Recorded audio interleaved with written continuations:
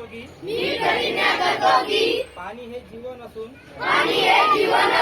त्याचा वापर गरजेपुरता व काटकसरीने करेन. मी पाण्याचा अपव्यय व गैरवापर करणार नाही.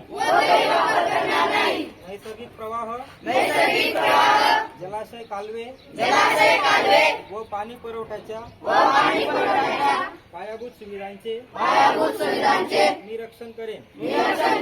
पाण्याविषयीचे कायदे व नियमांचे मी काटेकोरपणे पालन करीन.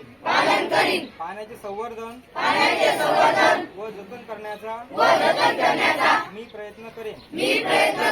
पाण्याची स्वच्छता व पावित्र्य जपणे ही माझी सामाजिक बांधिलकी मानून त्याचे सदैव पालन करेन.